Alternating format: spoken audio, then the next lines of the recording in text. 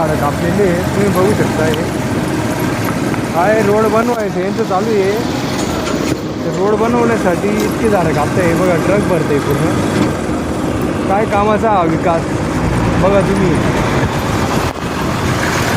म्हणजे इतके झाडं होते या रोडाला, पूर्ण झाडं तोडण्याची एवढी जोरदार मोहीम चालू आहे.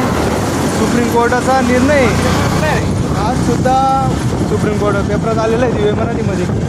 तुम्ही इतक्या क्रूरपणे जशी माणसाची हत्या करता तसे झाडं कापताय म्हणे.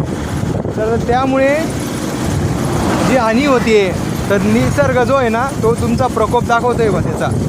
मग ते भ्रष्टाचार बघा कसं उमलून पडतोय पूर्ण डायरेक्ट. जसं पंजाबमध्ये बघितलं मग तुम्ही पाणीच पाणी, हरियाणामध्ये बघा, हिमाचलमध्ये बघा, उत्तराखंडमध्ये काय ते पर्वत पडून येत आहेत थोडं जंगलं.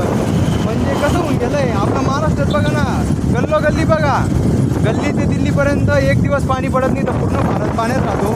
हे आता तुम्हाला समजत नाही. इथे इतके झाडे होते ना इथं.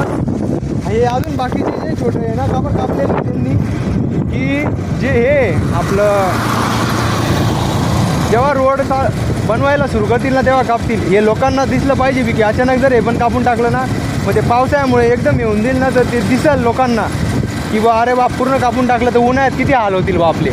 हे आता नाही समजणार. जेव्हा उन्हाळा लागू द्या फक्त कशा गांडा शेकवतील त्यांच्या बघा तुम्ही फक्त. इतकं हे ना सुप्रीम कोर्टाचा आदेश असा सुद्धा आहे की हे मानवहानीपेक्षा जास्त आहे बा. असं झाड कापणं मानवाला मारण्यापेक्षा झाड कापणं जास्त मोठा हे असं म्हटलेलं आहे.